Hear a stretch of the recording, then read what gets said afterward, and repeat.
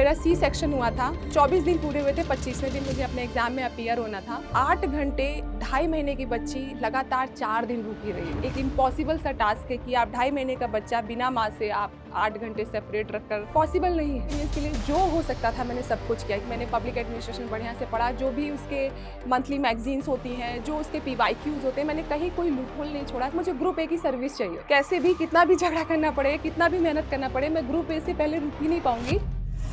हाय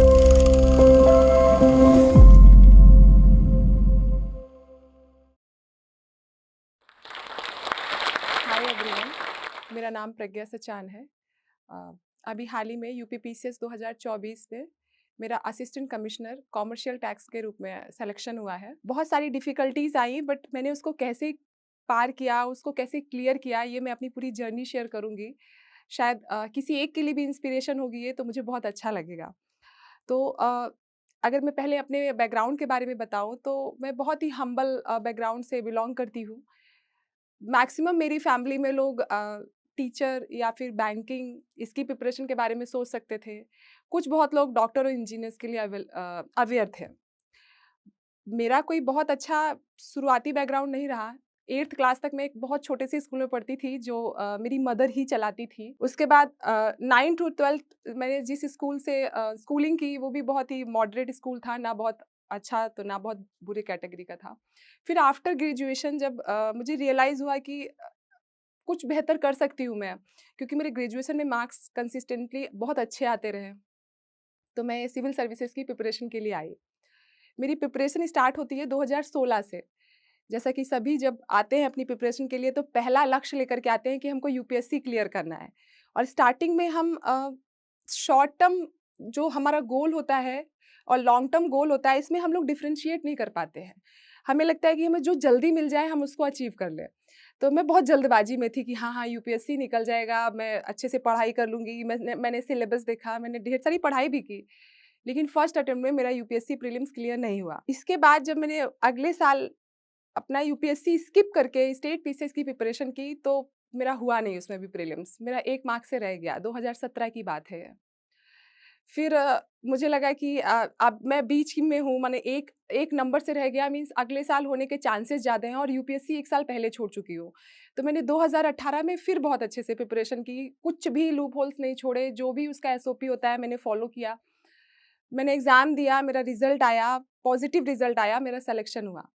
लेकिन इस सिलेक्शन के साथ एक और चेंज आया। यूपीपीसीएस जो कमीशन है उसने हमारा पैटर्न बदल दिया। अभी तक मेंस का ऑब्जेक्टिव पैटर्न होता था, अब सब्जेक्टिव हो गया।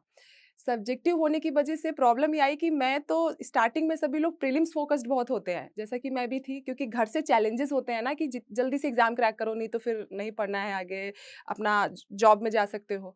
तो उस चैलेंज को लेकर के मैं प्रीलिम्स फोकस बहुत थी। तो जब प्रीलिम्स क्लियर हुआ तो मैं मेंस में समझ ही नहीं पा रही थी कि मैं कैसे मेंस लिखूं, क्योंकि अचानक से सिलेबस पैटर्न चेंज हुआ। बट एनी हाउ मैंने मैनेज किया, क्योंकि जो यूपी पीसीएस का मेंस का पैटर्न हुआ वो यूपीएससी जैसा पैटर्न हुआ। मेरे पास कुछ ही मंथ्स का समय है बट मैंने किया और फॉर्चुनेटली मेरा रिजल्ट अच्छा आया। कोविड के फेज़ में 2018 का रिजल्ट आया मेंस का और मेरा सिलेक्शन हुआ मेंस में। साथ में एक चीज़ बतानी है कि उस समय मैं एक्स्ट्रा पल्मोनरी टीबी का शिकार थी, मुझे टीबी हो रखा था और मुझे पता भी नहीं था। कोविड के टाइम पर मैं दिल्ली में फँस गई थी और मुझे बहुत हाई ग्रेड फ़ीवर आता था 101, 102।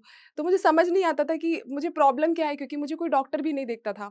तो फिर मैं अकेली ही थी, तो टेलीफ़ोनिक कॉल करके मैं पूछती थी कि शायद मुझे पता चले कि क्या प्रॉब्लम है। मैंने सारे टेस्ट कराए। फर्स्ट वेव ऑफ कोविड में मैंने कोविड का भी टेस्ट कराया। बट कोविड नेगेटिव आया। जितनी भी मैंने रिपोर्ट्स चेक कराई सारी नेगेटिव आई। मैंने सारी दवाइयाँ खाई बट कोई असर नहीं हुआ। फिर फॉर्च्यूनेटली हमारे जानने वाले हैं, उन्होंने हमें अपनी पैथ लैब में बुलाया, मेरा एक्स-रे किया तो मुझे बहुत सीरियस टीबी प्रॉब्लम थी। मेरे लंग्स में 2 लीटर फ्लूइड था। उन्होंने बोला था तुम बच कैसे रही हो?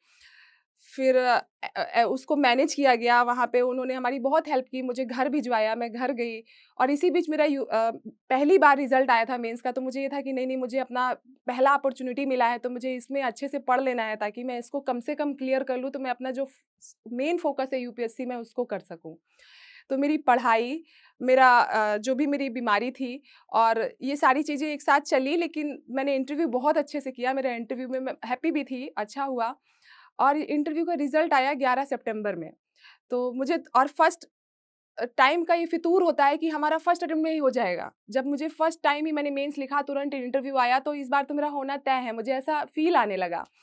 फिर जब मेरा उसमें नेगेटिव आया रिज़ल्ट और उसके ठीक 10 दिन बाद 2019 का मेंस था, क्योंकि इसी बीच मैंने 2019 का प्रीलिम्स क्लियर कर लिया था।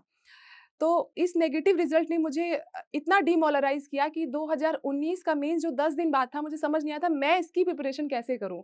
क्योंकि ऑलरेडी मैं बीमारी में थी, ऑलरेडी मैं स्ट्रेस में रहती थी और एक और कमीशन ने पैटर्न चेंज किया कि मेरा जो अपना ऑप्शनल था उसको बूचर कर दिया। आई मीन उसको हटा दिया। मैंने उसमें अपना मेंस दिया। 14 से 15 दिन बाद यूपी पीसीएस 2020 का प्रीलिम्स था। माने मुझे संभलने का मौका ही नहीं मिल पा रहा था। 18 का फेलियर मेरे लिए 19 और 20 दोनों के साथ पाइल ऑन हुआ। तो मैं प्रीलिम्स तो फेल हो गई 2020 में, लेकिन उसके 2 महीने बाद 2019 का रिजल्ट आया तो उसमें मेरा हो गया।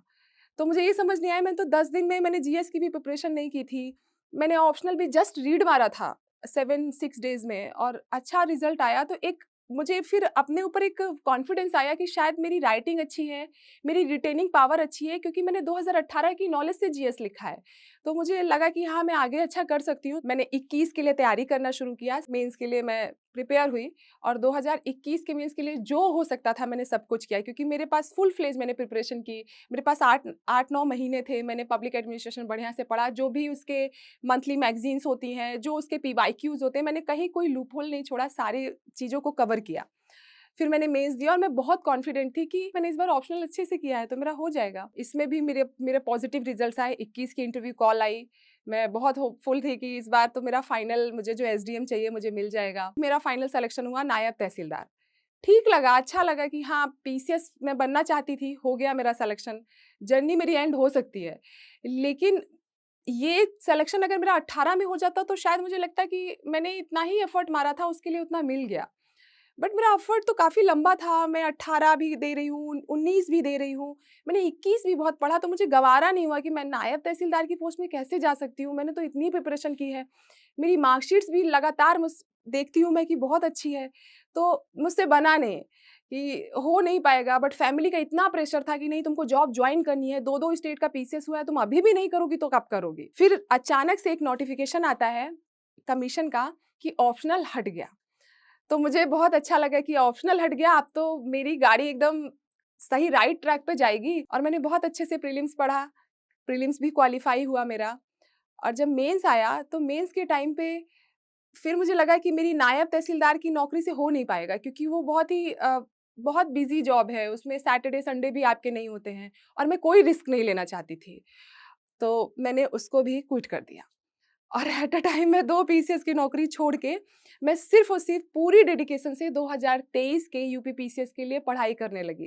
क्योंकि मुझे बहुत फ़ेथ था कि अपनी प्रिपरेशन पे, अपनी मार्कशीट पर और मुझे लग रहा था कि मेरा इस कोई नहीं रोक सकता, ऑप्शनल हट गया तो मेरा होना ही है।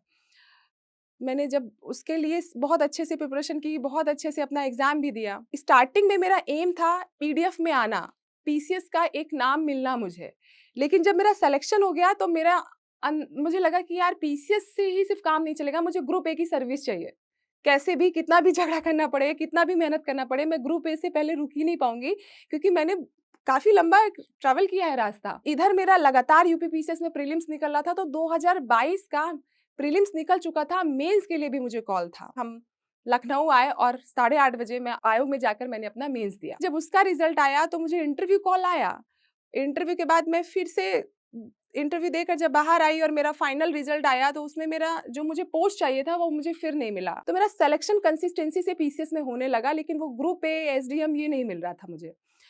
फिर मैंने 23 का जब ये पैटर्न बदला, ऑप्शनल हटा, मैं इसके लिए मैंने प्रिपरेशन करना स्टार्ट किया। मैंने अपनी दोनों नौकरियों को क्विट किया।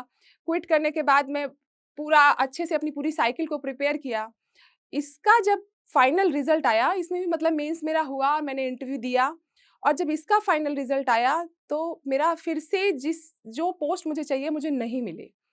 तो मेरे को ये समझ ही नहीं आया कि इतने सालों की जर्नी में मेरे पास इतनी मार्कशीट्स हैं और जब मैं अपनी मार्कशीट को किसी टॉपर से कंपेयर करती हूँ तो सिर्फ ऑप्शनल में मेरा नंबर रह जाता है। इस बार तो ऑप्शनल भी नहीं था। फिर मैं लिस्ट से बाहर कैसे हुई? फिर आरटीआई डाला और आरटीआई डालने के बाद अभी तक की जो मेरी जर्नी थी वो बहुत ईज़ी थी। सबको टफ लग रही होगी बट ये फिर भी ईज़ी था। इसके आगे की जर्नी थोड़ी-सी ज़्यादा टफ हुई क्योंकि इसके बाद मेरी शादी भी हो चुकी थी, फैमिली प्रेशर था और बहुत रिज़ल्ट ओरिएंटेड हम अपनी लाइफ़ को प्लान नहीं कर सकते थे क्योंकि ये सब एक डेस्टिनी का खेल होता है। तो मुझे अपनी पर्सनल लाइफ़ में भी आगे बढ़ना था, तो मैं कंसीव कर चुकी थी। आरटीआई के तहत मुझे डेट सितंबर में मिली। मेरी 3 मंथ्स की प्रेगनेंसी थी, फर्स्ट ट्राइमेस्टर में थी और मेरी डॉक्टर ने मुझसे बोला कि यू कांट ट्रैवल, आपको स्टेबल रहना है, आप मिसकैरेज कर सकते हो। लेकिन मुझे एक फितूर अपनी मतलब अपना गोल ओरिएंटेड में इतना ज़्यादा कि अगर मैं इसको मिस कर दी, अपनी कॉपी देखने नहीं गई, तो नेक्स्ट टाइम मैं एग्ज़ाम किस मन से लिखूँगी? मुझे पता तो चले मेरे साथ गलती क्या है? उसके बाद मेरा एकदम वहम ही टूट गया कि अगर आपके पास लक नहीं है, आप कितना भी हार्ड वर्क कर लीजिए, आप पीडीएफ में आ जाएँगे, ये मैं गारंटी बोल सकती हूँ क्योंकि ये मेरी अपनी एक जर्नी है। मैंने देखा है कि मैं पीडीएफ में 5 बार आई। मेरे लिए एग्ज़ाम निकालना इतना टफ नहीं था और किसी के लिए नहीं होगा। एक बार आपने अच्छे से प्रिपरेशन कर ली, तो एग्ज़ाम निकल जाएगा। बट आपको जो पोस्ट चाहिए, उसके लिए लक बहुत इम्पोर्टेंट है। तो फिर मुझे फ़ील आया कि मैंने बहुत गलती की, जो चीज़ मैंने पुरानी छोड़ी थी यूपीएससी, शायद मैं उसे नहीं छोड़ी होती तो जिसमें मैं एकदम पढ़ के एग्ज़ाम नहीं दे पाई, सिर्फ़ एक रीड मार के गई, तब भी मेरा हो रहा है। तो मुझे दे देना चाहिए था यूपीएससी, कम से कम वहाँ 150 पोस्ट आईएएस का तो आता है, 180 पोस्ट आईपीएस का तो आता है। तो और यहाँ तो ऐसी हालत है। बट इतना सब समझने के बाद मुझे फ़ील आया कि मुझे अपना रिवाइव करना चाहिए पुरानी चीज़ें, तो मैंने मोह छोड़ दिया स्टेट पीसीएस का, मैं यूपीएससी फ़ोकस्ड हो गई और मैं यूपीएससी पढ़ने लगी कि अब मुझे यूपीएससी निकालना है। स्टेट पीसीएस मैं साइड बाय साइड देती रहूँगी क्योंकि ऑलरेडी मैं इतनी एलिजिबल हूँ कि मैं इसका एग्ज़ाम तो निकाल लूँगी, बस लक का ही तो खेल है। जिस दिन लग जाएगा उस दिन अच्छी बात है। फिर 2023 जिस साल लोकसभा का इलेक्शन था, वो मेरा सेकंड अटेम्प्ट था यूपीएससी का, जिसमें मैंने बहुत मेहनत से पढ़ा। अनफॉर्च्यूनेटली जीएस 1 का कट ऑफ 89 मार्क्स था, मेरे मार्क्स आए 87.5, मतलब करीब 1.5 मार्क्स से मेरा प्रीलिम्स रुका था यूपीएससी का। तो बुरा लगा, लेकिन इसी के साथ एक चीज़ अच्छी हुई कि फिर से 2024 का नोटिफ़िकेशन आ रहा था और उसमें मुझे पता चला कि ग्रुप ओ के पोस्ट बहुत ज़्यादा है। मुझे जो चाहिए उसकी पोस्ट अच्छी सी आ रही है और मैं यूपीएससी में भी अब रिज़्यूम कर चुकी हूँ और मैं प्रीलिम से 1.5 नंबर पीछे हूँ, तो मैं उसको भी इस बार पूरा कर लूँगी और मेरा सब बढ़िया से हो जाएगा। तो मैं अपनी प्रेगनेंसी के साथ इसको पढ़ रही थी, लेकिन यूपी में फिर से एक चेंज आया कि आप अपना सेंटर आपके परमानेंट एड्रेस पे होगा, कॉरेस्पॉन्डेंट एड्रेस पे सेंटर नहीं पड़ेगा। मेरा सेंटर कानपुर पड़ा और मैं गोपालगंज रहती थी। अब तो मुझे ट्रैवलिंग एकदम अलाउड नहीं थी, लेकिन मैं इस अपॉर्च्युनिटी को मिस नहीं कर सकती थी क्योंकि बहुत दिन बाद इतनी सारी पोस्ट आई थी, ग्रुप ए जिसका मुझे फितूर था, तो मुझे लगा नहीं, मुझे फिर भी जाना है। तो मैं अपनी 6th मंथ ऑफ प्रेगनेंसी में मैं फिर से गोपालगंज से रात भर ट्रैवल करके मैं गई और उस समय मुझे ई-रिक्शा, रिक्शा, ऑटो में बैठना अलाउ नहीं था। डॉक्टर की एडवाइस थी कि आपको ये सारे नहीं लेने हैं और कुछ उस दिन बैड लक था कि स्ट्राइक थी सारी कैब्स की। तो मैं और मेरे फादर थे, तो उन्होंने मुझे एडवाइस किया कि छोड़ दो एग्ज़ाम। तो मैं बोली नहीं पापा, हम ट्रैवल कर लेंगे, हम पैदल चल लेंगे। तो मेरा सेंटर और मेरे होटल के बीच में करीब 2 किलोमीटर की डिस्टेंस थी। मैं उस दिन पहले अपने होटल गई, होटल से सेंटर एग्ज़ाम दी, फिर वापस लौट के सेंटर आई और सेंटर से फिर स्टेशन पैदल गई। तो मैंने उस दिन 6 मंथ की प्रेगनेंसी के साथ मैं करीब 7 से 8 किलोमीटर पैदल चली होंगी। बट ठीक है, ये सब ठीक एग्ज़ाम के साथ सब नॉर्मल लगने लगता है। एग्ज़ाम का रिज़ल्ट आया, यूपी का भी सिलेक्शन हुआ, बिहार का भी सिलेक्शन हुआ। बट मेरी डिफ़िकल्टीज़ यहाँ से कम नहीं हुई क्योंकि मैं जब भी सुनती थी, तो पता चलता था कि दोनों के मेंस मार्च एंड में होंगे और मेरी डे ऑफ डिलीवरी भी मार्च एंड में थी। मैंने प्रीलिम्स देने के लिए मैंने अपने आप को इतना फ़ोर्स किया और फाइनली जब मैं मेंस के सामने खड़ी हूँ, तो मुझे पता चल रहा है कि मेंस मार्च के एंड में होगा, तो मुझसे ये लग रहा था कि मैं कैसे दूँगी, मेरी हो सकता है उसी दिन मेरी डे ऑफ डिलीवरी हो या उस ज़ोन में हो। तो थोड़ा-सा बुरा तो लगता था, लेकिन जब दोनों स्टेट के कैलेंडर आए, तो मैंने देखा कि दोनों के कैलेंडर्स में बिहार का एग्ज़ाम 25 अप्रैल में था और यूपी का एग्ज़ाम 29 जून में था। और यूपीएससी जिसके लिए मैं पढ़ रही थी, हालाँकि इस बीच में मैं दे रही थी स्टेट पीसीएस, लेकिन मैं बता रही हूँ, मैंने जब आरटीआई डाला उसके बाद मैं पढ़ने लगी थी यूपीएससी का, तो जिसके लिए मैं फ़ोकस्ड थी, उसका एग्ज़ाम 25 मई में था। तो अल्टीमेटली मेरा बच्चा पैदा हुआ 31 मार्च में, 22 अप्रैल में मुझे अपना पहला मेंस देना है और मेरा सी सेक्शन हुआ था। 24 दिन पूरे हुए थे, 25वें दिन मुझे अपने एग्ज़ाम में अपीयर होना था और उसके 1 महीने बाद यूपीएससी प्रीलिम्स था और उसके 1 महीने बाद यूपीपीसीएस का मेंस था। तो मुझे लगता था मैं कर लूँगी, मुझे कोई दिक्कत नहीं है, क्योंकि मैं मेंटली स्ट्रॉन्ग हूँ। तो ये इन जनरल मैं शेयर कर रही हूँ कि मैं 29 तारीख को अपने हॉस्पिटल में एडमिट हुई थी। मैं अपनी पर्स में स्पेक्ट्रम की बुक लेकर के गई थी कि जैसे ही मुझे होश आएगा मैं फिर से रिवाइज़ करने लगूँगी, क्योंकि मुझे प्रीलिम्स निकालना है यूपीएससी का। पिछली बार 1.5 नंबर से रह गया था और ये साइड में एग्ज़ाम में निकाल लूँगी, ऐसा सोचना था। लेकिन जब आफ्टर ऑपरेशन मुझे जब होश आया तो चीज़ें बहुत बदल गई थी। छोटी-सी बेबी थी, मुझे उसको भी कैटर करना था, मैं भी नहीं उठ सकती थी, ऐसी हालत थी। और एग्ज़ाम मेरे सर पे था 25 अप्रैल का, वो मैं मिस नहीं कर सकती थी। मैं ये समझ गई कि अगर मैं अगला प्रीलिम्स देती हूँ यूपीएससी का नेक्स्ट मंथ, तो उसके नेक्स्ट मंथ वाला मेंस जो यूपीपीसीएस का है, मैं मिस कर दूँगी।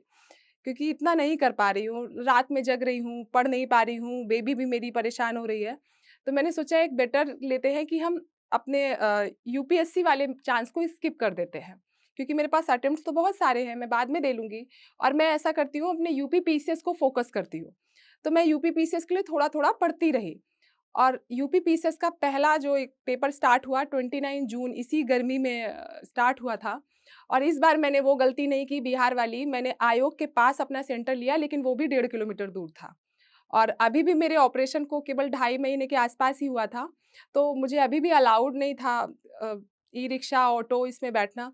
तो मैं वॉक करके ही जाती थी, क्योंकि फ़ोन मैं घर पे रख कर जाती थी, तो मेरे लिए 1.5 किलोमीटर वॉक करना, एक पेपर देना 3 घंटे, फिर 1.5 किलोमीटर वापस जाना, क्योंकि बच्चे को अपने फ़ीड कराना है, फिर दोबारा 1.5 किलोमीटर जाना और फिर एग्ज़ाम देना, फिर शाम में जाना।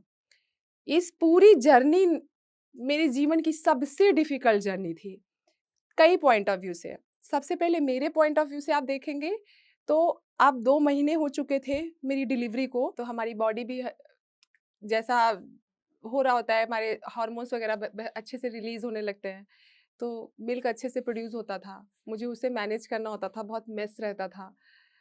और ऑपरेशन के साथ एवरीडे करीब 6 टू 7 किलोमीटर्स भागना रहता था, क्योंकि मुझे लगता था जितनी ज़्यादा देर मैं अपनी बेटी के साथ गुज़ार लूँ, इसीलिए मैं कपड़े भी चेंज नहीं करती थी। तो मैं एज़ लेट एज़ पॉसिबल मैं अपना होटल छोड़ती थी कि मैं दौड़ के कवर कर लूँगी, रनिंग कर लूँगी और एज़ लेट एज़ पॉसिबल मैं अपने सेंटर से निकलती थी कि बाबू भूखी होगी। और जब बेटी के पॉइंट ऑफ व्यू से देखते हैं, तो 8 घंटे 2.5 महीने की बच्ची लगातार 4 दिन भूखी रही। मेरे से ज़्यादा तो लगता है कभी-कभी उसने स्ट्रगल किया है।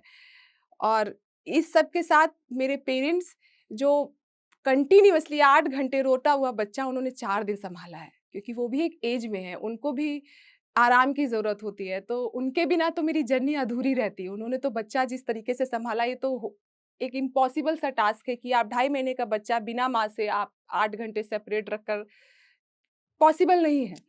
तो किसी तरह मैं, मेरे लिए माने उस समय ये चैलेंज नहीं था कि मैं पढ़ लूँ। जैसे एक एग्ज़ाम जब हो जाता था सुबह मीटिंग का, तो शाम मीटिंग के एग्ज़ाम के बीच में जो 1.5 घंटे का गैप होता था, तो लोग रिवाइज़ करते हैं, लोग लंच करते हैं। मेरे लिए ये होता था मैं जाऊँ, उसको फ़ीड कराऊँ, वापिस आऊँ और मैं एग्ज़ाम में अपीयर हो जाऊँ। मुझे लगता था आज का दे लिया है, पता नहीं कल का दे पाएँगे कि नहीं। कल का दे लि फिर कल आता था तो लगता था अगले दिन का दे पाऊँगी कि नहीं। तो मेरे लिए फिज़िकली अपीयर होना ज़्यादा चैलेंजेस था। फिर लेकिन मेरे किसी तरह मेरा वो 4 दिन 5 दिन गुज़रे और यकीन मानिए जिस दिन मेरा फाइनल रिज़ल्ट आया है, उससे कहीं ज़्यादा खुशी मुझे वो चारों दिन एग्ज़ाम देने के बाद जो मैं उस ज़ोन से बाहर आई, वो ज़्यादा थी। ऐसा लगता है मैंने एकदम किला फ़तेह कर लिया है कि मेरी बच्ची हेल्दी है, उस वो बीमार नहीं हुई और मैं भी ठीक-ठाक हूँ और मम्मी-पापा भी ठीक ही हैं। तो मुझे बहुत अच्छा लग रहा था कि हाँ, अब मैं इस ज़ोन से बाहर आ गई हूँ, मैं 2-2 मेंस अच्छे से दे दिए हैं। मेरी जो जर्नी ग्रुप ए की सर्विस के लिए चल रही है, अब वो फाइनल हो जाएगी, क्योंकि दोनों में अच्छे खासे पोस्ट हैं और कुछ आयरनी बोले या क्या कि मेरा स्ट्रगल यहाँ से खत्म नहीं हुआ। पहली बार ऐसा हुआ इतने सालों में कि बिहार और यूपी ने अपना फाइनल रिजल्ट देने से पहले फिर से अगली साल का प्रीलिम्स करवा लिया। तो जॉब में इसमें इतनी अनप्रेडिक्टेबिलिटी है कि हम सिर्फ इन दोनों मेंस के आधार पे हम आगे के एग्ज़ाम ना दें, ये इम्पॉसिबल है। तो मुझे फिर से दोनों के लिए प्रीलिम्स देना पड़ा, ऑल्दो मैं मेंस अच्छा लिखी थी। तो मैंने फिर अपनी 6 मंथ की बेटी के साथ फिर ओवरनाइट जर्नी की और मैंने सितंबर में यूपी का प्रीलिम्स दिया, अगस्त में बिहार का प्रीलिम्स दिया और दोनों प्रीलिम्स हालाँकि मैंने पढ़े एक भी नहीं, क्योंकि कॉन्फिडेंट थी मैं अपने मेंस के लिए, लेकिन पुरानी पढ़ाई थी या जो, तो मेरे सबसे अच्छे प्रीलिम्स यही दोनों हुए। फिर उसके बाद मुझे लगा चलो अब इसका मेंस तो देना ही पड़ेगा, अगर मेंस इनका फाइनल रिज़ल्ट नहीं आता है। लेकिन इसी बीच यूपीएससी पढ़ती रहती हूँ, क्योंकि मुझे यूपीएससी देना है। तो मैं अपना यूपीएससी पढ़ने लगी। थोड़ा-सा ज़्यादा डिफ़िकल्ट था क्योंकि मैं अपनी जॉब देख रही थी, अपना बेबी देख रही थी, 2-2 स्टेट के मेंस सँभाली हुई थी और यूपीएससी के लिए पढ़ रही थी। और इसी बीच मेरे इंटरव्यू कॉल्स आए, दोनों में मेरा सिलेक्शन भी हुआ और बिहार का इंटरव्यू 23 जनवरी में था, मैंने दिया अच्छा मेरा इंटरव्यू हुआ और यूपी का इंटरव्यू 10 मार्च में था। मार्च में एक थोड़ा-सा प्रॉब्लम ये हुआ कि मार्च मेरा सबसे डिफ़िकल्ट मंथ ऐसे गुज़रा कि पूरी एंटायर मेरी बेटी जब से पैदा हुई तब से एंटायर जर्नी में वो सबसे ज़्यादा बीमार मार्च में हुई। हो सकता है मेरे जगह चेंज होने की वजह से या जैसे भी, तो उसके चक्कर में मैं इतना परेशान रही कि मार्च मेरा बहुत टर्बुलेंस का फ़ेज़ रहा। फर्स्ट वीक ऑफ मार्च में मैं अपने यूपीपीसीएस के इंटरव्यू के लिए अपीयर हुई, फिर मेरी बेटी बीमार रही और लास्ट वीक ऑफ मार्च में मेरा यूपीपीसीएस का फिर से मेंस लगा था क्योंकि यूपीपीसीएस ने फाइनल रिज़ल्ट नहीं दिया था।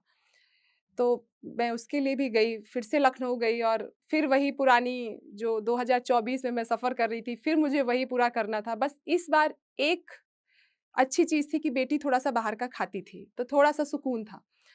मैंने अपने 2 एग्ज़ाम भी दे दिए, फिर जाके संडे की रात को यूपीपीसीएस का फाइनल रिज़ल्ट आया और मुझे असिस्टेंट कमिश्नर वाणिज्यकर में सिलेक्शन हुआ। फिर मुझे लगा कि मैं आगे का एग्ज़ाम दूँ या नहीं दूँ, क्योंकि 2 एग्ज़ाम देने के बाद रिज़ल्ट आया है।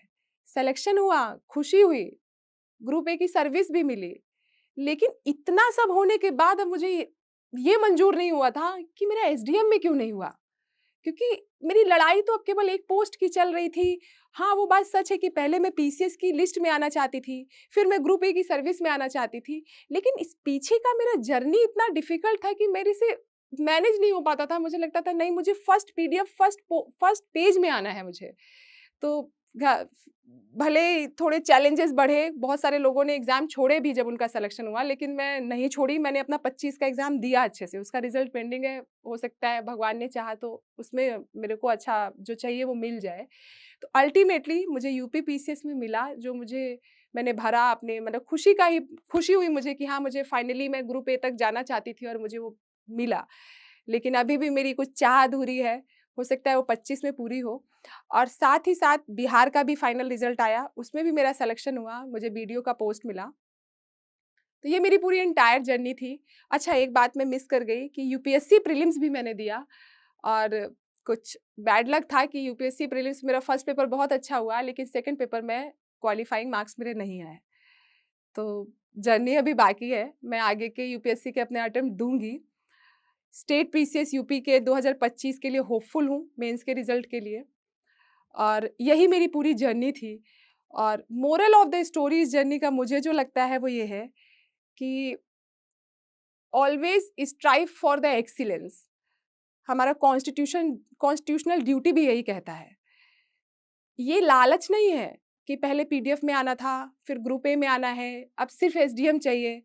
ये लालच नहीं है, ये एक्सीलेंस के लिए बढ़ना है। मैं अपनी मार्कशीट देख के रुक ही नहीं सकती थी नायब तहसीलदार की पोस्ट में। मेरे साथ के लोग बहुत से लोग रुक गए। और आज मैं नहीं रुकी तो मैं यहाँ तक तो आई कम से कम ग्रुप ए तक। इसके आगे भी मैं जर्नी तय कर लूँगी। तो हमेशा एक्सीलेंस के लिए जाना है। एक एज होती है, अगर उस एज में हमको गॉड ने हमको वो हार्मोन्स दिए हैं, हमें एनर्जेटिक रहना है, तो हमको अपने एक्सीलेंस के लिए भागना चाहिए। कहते हैं ना विवेकानंद, उठो, जागो और तब तक नहीं रुको जब तक आप अपने लक्ष्य की प्राप्ति नहीं करो। तो इसलिए यही मेरा ये संदेश है, मेरा ये मैसेज है कि आप अपने गोल को हमेशा बहुत ऊँचा रखिए। आप जब अपना गोल ऊपर रखेंगे, अपना गोल ऊँचा रखेंगे तो कहीं न कहीं आपके रास्ते बनते जाएँगे। और एक बहुत अच्छा एस्से आया था यूपीएससी में, वो एस्से की लाइन मेरे दिमाग में हमेशा ज ये पूरी जर्नी में वो एस्से की लाइन हमेशा मेरे दिमाग में रहती थी। When the going gets tough, tough get going. ये लाइन हमेशा अपने दिमाग में मैं रखती थी और मुझे पता नहीं क्यों ऐसा लगता था कि इससे बहुत रिलीफ मिलता है कि मेरा जैसे-जैसे टफेस्ट टाइम आ रहा है वो गुज़र भी तो रहा है। तो ऐसा भी नहीं है, इम्पॉसिबल कुछ भी नहीं है, हमारे हाथ में ही है। पीपीएससी प्रीलिम्स या यूपीपीसीएस प्रीलिम्स किसी भी स्टेट प्रीलिम्स के लिए जो सबसे फंडामेंटल चीज़ है कि आपको अपने पीवाईक्यू बहुत अच्छे से करने हैं। अगर आप 15-20 साल के पीवाईक्यू अच्छे से उठा लेंगे, तो करीब आपका 50-60% पेपर हो जाएगा क्योंकि इस किसी भी स्टेट पीसीएस की सबसे अच्छी चीज़ यही है कि 50 से 60% पेपर रिपीटेड होता है, तो आपको पुराने पीवाईक्यू अच्छे से लर्न करने हैं, साथ में जहाँ से भी लर्न करनी है, उनके एक्सप्लेनेशन अच्छे से पढ़ने हैं। और करंट अफ़ेयर के लिए वन पॉइंटर कभी नहीं पढ़ना है। आपको अच्छे से कोई मैगज़ीन फ़ॉलो करनी है, ईयरली आप कोई मैगज़ीन आती है उसे फ़ॉलो कर सकते हैं या मंथली किसी इंस्टीट्यूट की आप मैगज़ीन को फ़ॉलो कर सकते हैं। या आप अगर कोई न्यूज़पेपर पढ़ते हैं तो उसको अपने टॉपिक वाइज़ न्यूज़पेपर की न्यूज़ लिख सकते हैं या उसकी कटिंग्स रख सकते हैं। मेंस में भी सेम यही चीज़ है कि आपको पीवाईक्यू बहुत अच्छे से करना है, उनकी अच्छे से राइटिंग कीजिए, उनके इंट्रोडक्शन और कंक्लूजन अच्छे बनाइए और कोई एक अच्छी सी टेस्ट सीरीज़ जॉइन कर सकते हैं। इससे आपको लिखने में समझ आएगा कि हमारी स्पीड क्या है, क्योंकि मेन मैटर स्पीड का करता है। और बिहार के केस में स्टैट आपको बहुत अच्छे से करना है, तो उसकी प्रैक्टिस ज़रूर कीजिए।